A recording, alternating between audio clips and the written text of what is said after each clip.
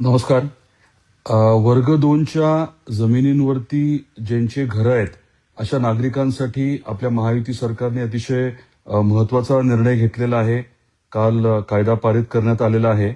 आपल्या राज्यामध्ये साधारण 70,000 असे घरं आहेत, जे वर्ग 2च्या जमिनीवरती आहेत, शहरी भागामध्ये आहेत. आपल्या धाराशिव जिल्ह्यामध्ये देखील मोठ्या प्रमाणात आहेत. तर त्या बाबतीमध्ये 2 महत्त्वाचे निर्णय झालेत. एक म्हणजे 5% जो नजराना आहे, तो आता माफ करण्यात आलेला आहे आणि अगदी सरसकट सर्वांना वर्ग 2चं 1 करण्याच्या बाबतीतला अतिशय महत्त्वाचा निर्णय झालेला आहे. त्यामुळे 70,000 कुटुंबांना आणि संबंधित लोकांना त्याचा फायदा मिळणार आहे.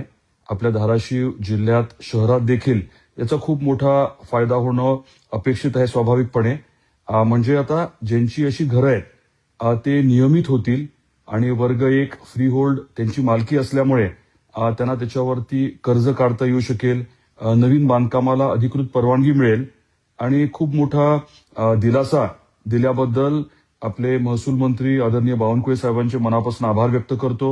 महायुती सरकारचे आणि आदरणीय मुख्यमंत्री देवेंद्रजी फडणवीस साहेबांचे, दोन्ही उपमुख्यमंत्री महोदयांचे मी आभार मानतो.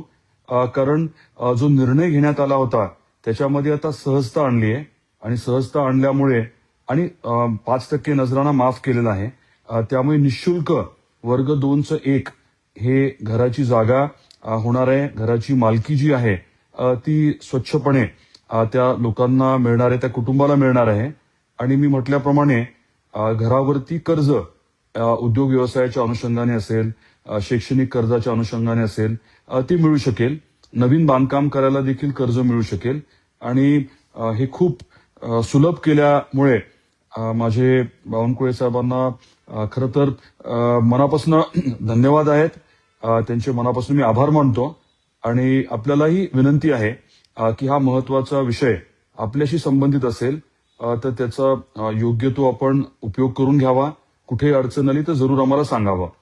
जे वर्ग 2चे जागेवरती घरं होते आपल्या शहरी भागामध्ये, त्यांना वर्ग 1 करण्याच्या बाबतीत, हे मदतमासच्या बाबतीतला विषय आहे, हे करण्याबाबतीतला हा निर्णय आहे.